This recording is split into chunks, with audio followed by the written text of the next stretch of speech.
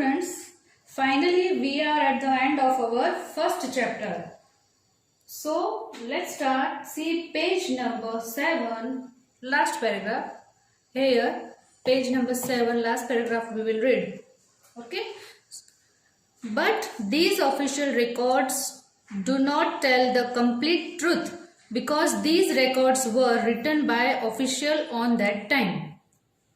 They wrote whatever the rule of that time said and what they thought.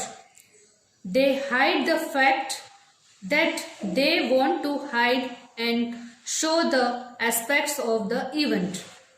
The record shows that the act, taxes introduced by the British to mark their success, but they do not represent how these acts and taxes affected Indians. How Indians suffered due to these steps.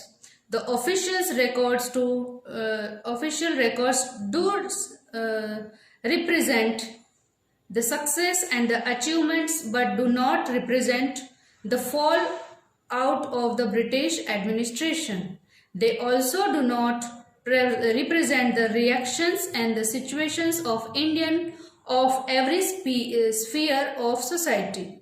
The records tell us about British work for the betterment of Indians, but do not tell about the needs of the people of the India. So children, finally we have ended this chapter number 1. I will describe this paragraph in Hindi also. In this paragraph it is trying to say that कि मतलब आधिकारिक record की पूरी सच्चाई नहीं बताते थे, है ना, क्योंकि वे रिकॉर्ड उस समय अधिकारियों द्वारा लिखे हुए थे। उन्होंने उस समय के शासक ने जो कुछ भी कहा और जैसा सोचा वैसा लिखा। ये उन तथ्यों को छुपाते थे जो वे घटना के एक पहलू को छिपाना और दिखाना चाहते थे। मीन्स जो उन लोगों का जो अच्छाई होती थी वही पहलू दिखाते थे, नेगेटिव पॉइंट नहीं बताते थे। ठीक है।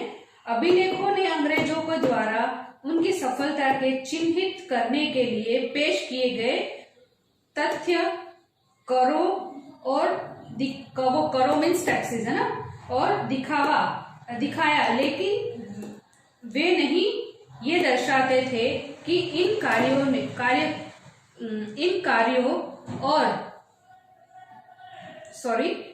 कार्यों को भारतीयों ने कैसे प्रभावित किया, इन कदमों के कारण भारतीयों को कैसे नुकसान उठाना पड़ा। आधिकारिक रिकॉर्ड सफलता और उपलब्धियों का प्रतिनिधित्व करते थे, लेकिन ब्रिटिश प्रशासक ने पतन बहिष्कार का प्रतिनिधित्व करने नहीं दिया।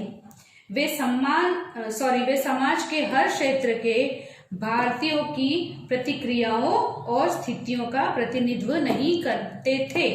रिकॉर्ड हमें भारतीयों की भलाई के लिए ब्रिटिश काम के बारे में बताते थे, लेकिन भारत के लोगों की जरूरतों के बारे में नहीं बताते थे। Okay, so children, we have ended our first history's first lesson.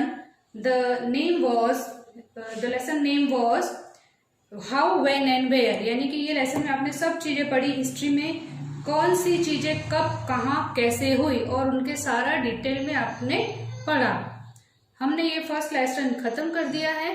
हम नेक्स्ट क्लास में ज्योग्राफी की क्लास में मिलेंगे। Till then, bye bye, see you soon.